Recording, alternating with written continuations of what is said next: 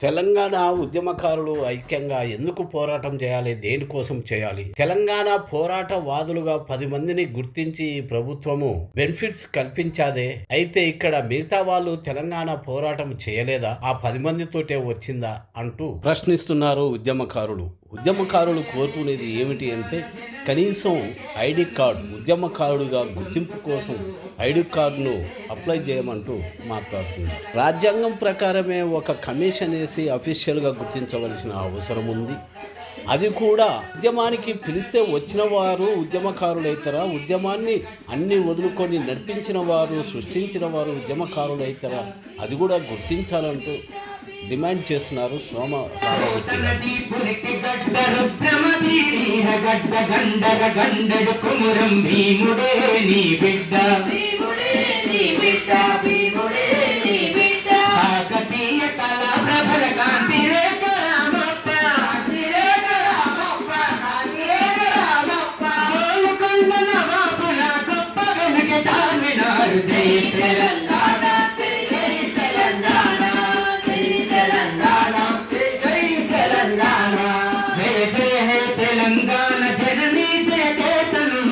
ముకోటి గొంతుకలు ఒక్కటైన చేతనం, తెలంగాణ చేతనం, ముకోటి గొంతుకలు ఒక్కటైన చేతనం.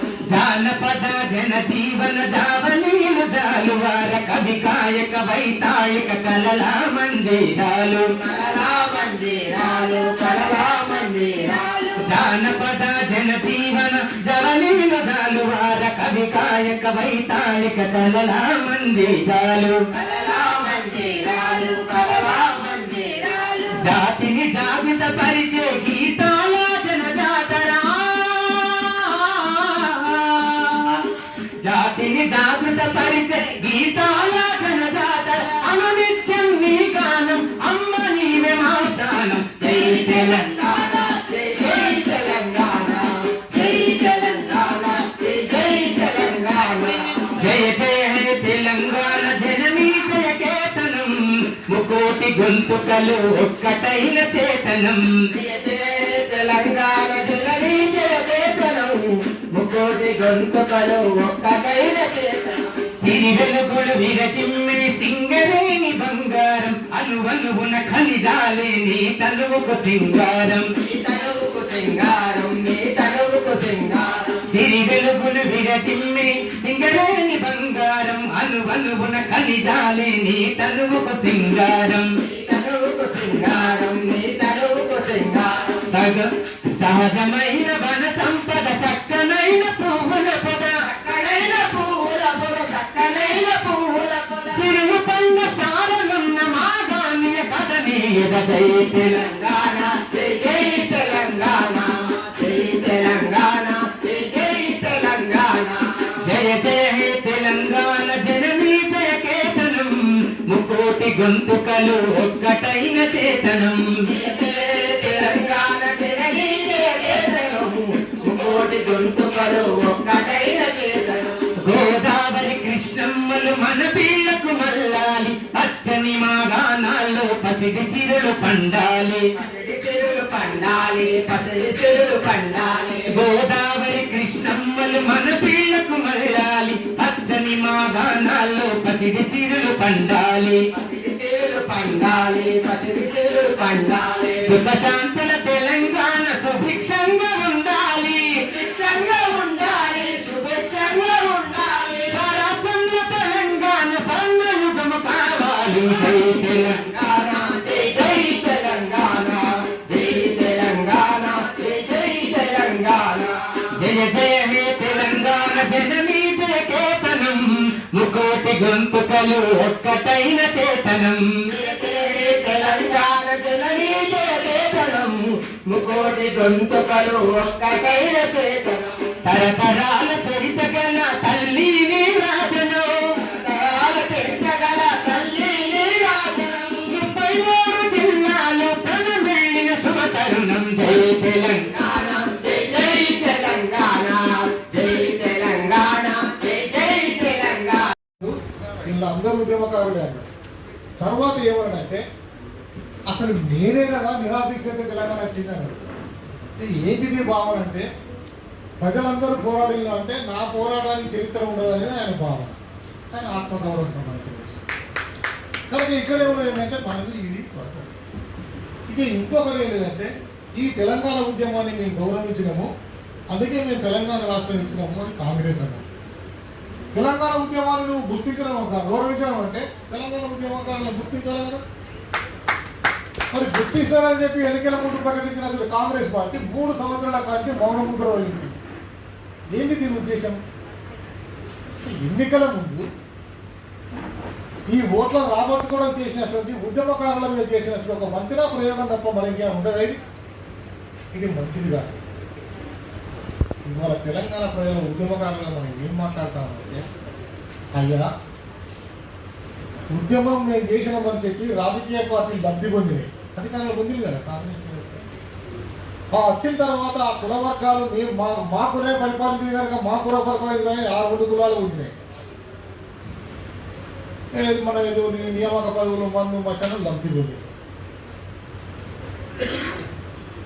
తర్వాత ఒక పక్క పార్టీ కొట్ల పార్టీ 10 మంది పోయింది. ఇక మరి పొందడం లేవరు అచ్చా ఉద్యోగస్తులు. ఇక ఇట్లా ఉద్యోగస్తులు ఉన్నారు. ఎందుకంటే అసలు ఉద్యోగస్తుల ఉద్యమం కిందనే మనం అంతా రాలేను మొదటి తర్వాత ఉద్యమం. వాళ్ళందరికీ కూడా తెలంగాణ రాష్ట్రం రాగానే 40% ఉద్యోగాలు పెంచేసింది. తర్వాత టీఆర్ఎస్లో చేసింది. అంటే 20,000 ఉద్యోగస్తున్నోడు 7 లక్షల రూపాయలు ఎత్తుకుంటారు. అంటే ఉద్యోగస్తులు కూడా లబ్ధి పొందింది, రాజకీయ వర్గాలు లబ్ధి పొందింది, రాజకీయ వర్గాలు ఎన్నుకున్నటువంటి కుల వర్గాలు కూడా లబ్ధి పొందినాయి. ఈ ఎవరు పొందలేదు అంటే భూమి మీద కొట్లాడినటువంటి రిపోర్టర్లు, భూమి మీద కొట్లాడినటువంటి విద్యార్థులు, యువకులు, రైతాంగం మనలాంటి వాళ్ళందరూ కూడా దేనికి అక్కడ రాకుండా మిగిలిపోయింది. నిజంగానే వీళ్ళు గుర్తించలేదంటే కొంతమంది కళాకారులను గుర్తించింది, వీళ్ళు ఉద్యోగ కళాకారులు అని. మరి వాళ్ళని గుర్తించినప్పుడు మిగతా వాళ్ళని కూడా గుర్తించాలి కదా. 2 ఈ ప్రభుత్వం వచ్చిన కూడా మరి గుర్తించకుండా ఉండదంటే 10 మందిని గుర్తించి కోట్ల రూపాయలు ఇచ్చింది. సార్ కోటి ఇచ్చిందా ముఖ్యం పక్కన పెట్టి గుర్తించింది 10 మందినే అదే అదే 10 మంది గుర్తించింది. మరి 10 మంది గుర్తించిన తెలంగాణ రాష్ట్రం వచ్చిందా? ఉద్యమకారులు ఉన్నారు కనుకనే పోరాడు. అంటే మరి మిగతా ఉద్యమకారులు ఎందుకు గుర్తిస్తలేదు? ఇది వాళ్ళని గుర్తించింది, మిగతా ఉద్యమకారులను గుర్తించాలంటే ఇది మిగతా ఉద్యమకారులను అవమానించినట్ట కాదు. ఈ ఒక ప్రాంతీయ అవమానానికి వ్యతిరేకంగా, ఒక ప్రాంతీయ వివక్షతకి వ్యతిరేకంగా, ఒక ప్రాంతీయ ఆత్మగౌరవ పోవడం చేసిన ఉద్యమకారుడే ఆత్మగౌరవం చంపుకొని బతకవలసిన దుస్థితికి నెట్టివేసిన ఈ తెలంగాణ రాజకీయ విధానాన్ని ప్రతి ఉద్యమకారుడు ఇవ్వాలా, దాన్ని ఎలుగెత్తి ఖండించాల్సిన అవసరం లేదు. ఇది మీ 20 సంవత్సరాల జీవిత కాలానికి మీరు ఇచ్చే గౌరవాన్ని గుర్తుపెట్టుకోవాలి. మీరు ఒక్కొక్క సంవత్సరం చాలాసార్లు చెప్పినా నేను అనేక 20 మండలాలు చెప్పాను. మేము ప్రభుత్వాన్ని ఒకటి డిమాండ్ చేసినాం, వాళ్ళని గుర్తించడం కదా. ఏంటిది ప్రాతిపాదిక? వీళ్ళు తెలంగాణ ఉద్యమకారులను గుర్తించడం కోసానికి ప్రభుత్వం నియమించుకున్న కొలమానం ఏంటిది? దాని మార్గదర్శకాలు ఏంటో ప్రభుత్వం నీ ఇచ్చ, నీ ఇష్టమా? నోడు తీసి బొమ్మ అవ బొమ్మ తీసి ఇంకో బొమ్మ పెడితే తీసిపోయావు, నీ ఇష్టమా? ఇది ప్రజాస్వామిక ప్రభుత్వం ఇష్టం కాదు. దయచేసి ఏంటిదంటే మనము ఇది మన మీద జరిగిన అవమానాన్ని మనం ఎదుర్కొనే సమస్యగా మీరు భావించాలి. మీరు సంపాదించిన 20 సంవత్సరాల జీవితకాలం, ఎదుర్కొన్న జీవితకాలానికి సంబంధించిన దానికి ఒక చారిత్రక గుర్తింపుని మీరు గుర్తుపెడతారు. ఆధార్ కార్డు డౌన్లోడ్ చేసుకున్నట్టుగానే మేము డౌన్లోడ్ చేసుకుంటాం. దయచేసి మా గుర్తింపు కార్డు ఏం చెప్తాను. ఈ ప్రభుత్వానికి ఏమి నష్టం ఉన్నదండి? ఉద్యమకారులను గుర్తించడం కోసానికి ఒక కమిటీగా నేను సంక్షేమ బోర్డు గురించి మాట్లాడాను. ఇది నాకు దీని మీద ఇంకా చర్చ ఉన్నది. సంక్షేమ బోర్డు అంటే ఏంటిది, అది ఏం నిర్వహిస్తుంది, కట్టిన దాని కాకాని ఉన్న సంక్షేమ బోర్డు ఏం చెప్తాను, ఇవన్నీ పక్కన పెట్టాను. ఉద్యమకారులను గుర్తించడం కోసానికి ఒక చట్టబద్ధమైన కమిటీ అన్న. ఇవాళ ఎలక్షన్ల ముందు చెప్తుంది వచ్చి గవర్నమెంట్, తర్వాత ఇంకో గవర్నమెంట్ వస్తుంది, దీని పక్కనే ఉంటుంది. మేమేమన్నామంటే నువ్వు ఉద్యమకారుల గుర్తించడం కోసానికి ఒక చట్టబద్ధ కమిటీని వేయండి, దానికి మార్గదర్శకాలను కూడా ఇవ్వండి. 30 మంది ఉద్యమకారులు ఉంటారు. గూఢాచారం జరించిన జీవిత చరిత్ర వాళ్ళని. కదిలించిన వాడు ఉద్యమకారుడు అవుతాడు కానీ తరలించిన వాడు ఉద్యమకారుడు కాదు. వాడు లేకపోతే వాడు అచ్చుడు కాదు. అందుకని ఎవరిని గుర్తించాలని దగ్గర ప్రభుత్వం దగ్గర విపరీతమైన సమాచారం ఉంటుంది. వీరికి వారికి తాట్లాడ పెట్టి మా మీద నింటదు. దయచేసి నువ్వు గుర్తించుకోని చెప్తాను. ఉద్యమకారులుగా మనం ఒక బ్రాడ్ సెన్స్ తోటి మనం మాట్లాడాలి. మేము ఒక 7 ఏజెండా చెప్పినాం. అందులో ఉద్యమంలో పాల్గొన్నప్పుడు వాళ్ళకి విద్యకు అర్హత కలిగినట్టు డిగ్రీ సర్టిఫికేట్ ఉన్నది, ఏజ్ ఉన్నది. 25 సంవత్సరాల ఉద్యమంలో పాల్గొన్నప్పుడు రాష్ట్రం వచ్చేసరికి వారికి 45 సంవత్సరాలు అయింది. వారికి విద్యకు అర్హత కలిగిన ఉద్యోగానికి అర్హత కలిగిన విద్య ఉన్నది కానీ ఉద్యోగానికి అవసరమైన వారికి వయసు కోల్పోయింది. దీని బాధ్యత ఎవరు తీసుకోవాలి? ఇక్కడనే ఒక మేడం నా పక్కనే కూర్చున్నది. తెలంగాణ ఉద్యమంలో పాల్గొన్నప్పుడు నా భర్త నాకు విడాకులు ఇస్తాను, నువ్వు విడాకులు ఇచ్చిన మంచిదే అంటే నా కొడుకు నా భర్తడు కొట్లాడి అమ్మ చేసే తప్పిందయా తెలంగాణ కోసం అంటే ఏం తెలంగాణ అంటే కూడా నేను నా భర్తను వ్యతిరేకి వచ్చిన. కానీ ఆ 20 సంవత్సరాల ఉద్యమం నేను పాల్గొన్న తర్వాత ఇవాళ నేను ఏంటిదంటే నా జీవిత చరిత్రకు ఒక ఆధారం లేని దిక్కు చేసింది ఉద్యమం అని చెప్పింది. ఆ రోజేమో ప్రాంతీయతుడు తరగతి కొడతా, ప్రాంతాలు తరగతి కొడతాడు, ప్రాంతంలో పట్టిన అలా పెట్టాలని ఉద్యమాలు నినాదాలు పెట్టుకొని ట్యాప్స్ పట్టుకొని తిరగడం మనం అంతా గొప్ప ఉద్యమకారులు. కానీ నీ అస్తిత్వాన్ని మర్చిపోయి బతుకుతున్న గొప్ప గొప్ప గొప్ప బలహీనమైన రాజకీయ వర్గం అదంతా. నేను చాలా బాధపడతాను. మేము వాతావరణం వాడు 5 గడియాలు నాకేం కోరిక లేదు. కానీ నా తరపున పనిచేసిన వాళ్ళందరికీ ఆ గుర్తింపు లేకపోతే బాధాకరమైన విషయం కదా.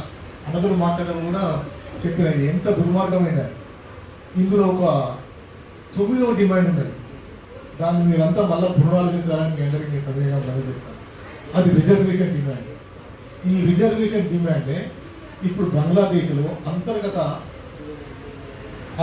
ఏమంటే దాన్ని సాంఘిక సమస్యగా మారిపోయింది. అంతర్గత శాంతి భద్రత సమస్యగా మారిపోయింది. నేను పోరాడిన నాకు సంబంధించిన గౌరవ శిల్పి అది సంపద కాదు. నా కొడుకు వారసత్వంగా వేయాలనుకోవడము దుర్మార్గం. మన వాని కొడుకు రిజర్వేషన్, ఇది ఉద్యమకారులకు ఉండాల్సిన లక్ష్యమే. ఉద్యమకారుడు సామాజిక ప్రయోజనం కోసం పోరాడినవాడు, సప్రయోజనం కోసం కాదు. అందుకని ఇందులో సప్రయోజనానికి సంబంధించిన స్వార్థపూరిత విధానం ఏదైతే ఉందో దాన్ని మీరు మళ్ళొకసారి ఆలోచించండి అని చెప్తా ఉన్నాను. 5-6 పెట్టాము, 7 పెట్టాము. మన సాయి నరేందర్ కూడా పెడితే మెసేజ్ పెట్టా, వారి పెట్టా, వెళ్ళి పెట్టా, రాగానే ఎప్పుడే పెట్టేస్తాం. వాళ్ళు ఇక్కడ మాట్లాడిన కూడా డిస్కస్ చేసాను, కూడా పెట్టుకున్నారు, అంత చేసుకున్నారు, కథ చేసుకున్నారు. కానీ మన భీమాలు కూడా చాలా ఉన్నతంగా ఉన్నారు. దయచేసి ఈ 4 గోడల మంది మీటింగ్ వరవండి. ఒక బాధ్యత కలిగిన పెద్ద మనుషుల కమిటీగా ఏర్పడండి. ముందుగా మీరు ప్రభుత్వం దగ్గరికి తీసుకెళ్ళండి. నువ్వు చేసిన హామీ ఏంది, మేము చేసిన పాపం ఏంటి, నువ్వు ఎందుకు అలక్ష్యం చేస్తావు, మేము ఎందుకు పోవాలి, మేము జనాల పడి లొల్లి పెట్టాలన్నా, నీ అస్తిత్వానికి సంబంధించిన విషయాలు మేము ప్రశ్నించాలన్నా ప్రశ్నించకూడదా, ఈ దుర్మార్గాన్ని ఖండించాలన్నా వద్దా, ఈ దుర్మార్గం నీకు అనిపిస్తుందా లేదా అని ప్రభుత్వం దగ్గర పోయి చర్చించుకోవాలి. అట్లానే కాంగ్రెస్ పార్టీ అధ్యక్షుల దగ్గరికి ఈ బీజేపీ పార్టీ కూడా ఇచ్చిందండి తెలంగాణ ప్రాంతానికి. అప్పుడు సుష్మా స్వరాజ్ గారు సంతకం పెట్టింది. అరే నువ్వు కూడా ఒప్పుకున్నావు, అదే నువ్వు ఒప్పుకున్నావు కనుక ఉద్యమకారుల గురించి ఎందుకు పట్టించుకోలేదని వాళ్ళను అడగాలి, టీఆర్ఎస్కి విజ్ఞాపన చేయాలి. అన్ని కమ్యూనిస్టు పార్టీలకు కూడా మనకు సంబంధించిన ఈ మా డిమాండ్లకు సంబంధించిన ఉద్యమకారుల గుర్తింపు విషయంలో ప్రభుత్వం అనుసరిస్తున్నటువంటి అలక్ష్యానికి సంబంధించిన విషయము ఒక ప్రజాస్వామికమైన చర్య కనుక ఇది అన్ని రాజకీయ సామాజిక బాధ్యత కలిగిన అన్ని పార్టీలు మీరు దయచేసి మాకు మద్దతు ఇవ్వాలి, ప్రభుత్వ విధాన్ని ఖండించాలని అందరికి తిరుగుకుంటే విజ్ఞాపన చేసుకుంటే పత్రిక వాళ్లకు ఇది రిలీజ్ చేసినట్టయితే ఒక దశ ప్రభుత్వం ముందు ఇక్కడ మనం మాట్లాడతాను, వాళ్ళు ప్రభుత్వం దగ్గరికి పోతుందో లేదో తెలుస్తుంది. చాలా కోదండరామ్ గారు చెప్పినాం చెప్తారని, ఆయన చెప్తాడో లేదో నాకు తెలుస్తుంది. ఆయన మాకు వృద్ధుడే కానీ ఆయన చెప్తాడో లేదో నాకు తెలుస్తుంది. కరెక్టే చెప్పినట్టు ఈ సంబరాలు